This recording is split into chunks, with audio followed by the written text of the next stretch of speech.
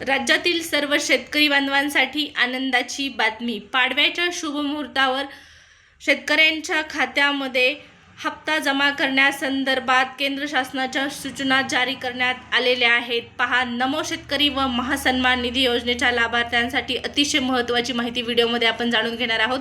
त्यामुळे व्हिडिओ शेवटपर्यंत पहा। चॅनलवर पहिल्यांदा आला असाल, पहिल्यांदा व्हिडिओ पाहत असाल तर चॅनलला सबस्क्राईब करून ठेवा, जेणेकरून शेतकऱ्यांसाठी कृषी विभागाच्या ज्या काही वेगवेगळ्या सूचना असतात, वेगवेगळ्या योजना असतात, त्या योजनांची माहिती तुम्हाला चॅनलवर पाहण्यास मिळेल। सुरुवात करूया व्हिडिओला आणि पाहूया शेतकरी बांधवांसाठी आनंदाची बातमी। पहा, नमो शेतकरी महासन्मान निधी योजनेच्या लाभार्थ्यांना आता पीएम किसान योजनेचा 22वा हप्ता वितरित केला जाणार आहे। आता नमोचा सुद्धा हप्ता शेतकऱ्यांच्या खात्यामध्ये जमा करण्यासंदर्भात माहिती आपण व्हिडिओमध्ये पाहणार आहोत। परंतु पहा, त्यापूर्वी पीएम किसान योजनेच्या लाभार्थ्यांसाठी अतिशय आनंदाची बातमी। केंद्र शासनाच्या माध्यमातून ऑफिशियल पोर्टलवरती सूचना देण्यात आलेली आहे, नोटिफिकेशन जारी करण्यात आलेलं आहे आणि नोटिफिकेशननुसार पीएम किसान योजनेच्या 22व्या हप्त्याची तारीख फिक्स करण्यात आलेली आहे। 13 मार्च रोजी राज्यातील देशातील सर्व पीएम किसान योजनेच्या लाभार्थ्यांना हप्ता जो आहे तो वितरित केला जाणार आहे आणि या हप्त्यासंदर्भात अधिक सविस्तर माहिती देण्यात आलेली आहे। पाहू शकता, या हप्त्यासाठी जी अमाऊंट आहे, जी रक्कम आहे ती मंजूर करण्यात आलेली आहे। 18,640 करोड इतकी अमाऊंट या ठिकाणी मंजूर करण्यात आलेली आहे आणि ही ट्रान्सफर केली जाणार आहे 13 मार्च रोजी।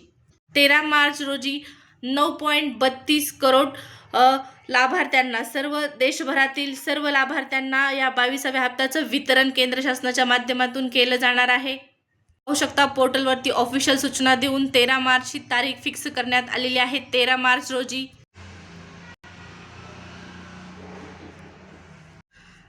तर पहा, ऑफिशियल पोर्टलवरती सूचना देण्यात आलेली आहे। पीएम किसान योजनेच्या लाभार्थ्यांची संख्या, त्यांच्यासाठी मंजूर करण्यात आलेली रक्कम आणि ऑफिशियल तारीख 13 मार्च फिक्स करण्यात आलेली आहे। 22व्या हप्त्याच्या वितरणासाठी 22व्या हप्त्याचे थेट लाभार्थी पात्र ठरणार आहेत।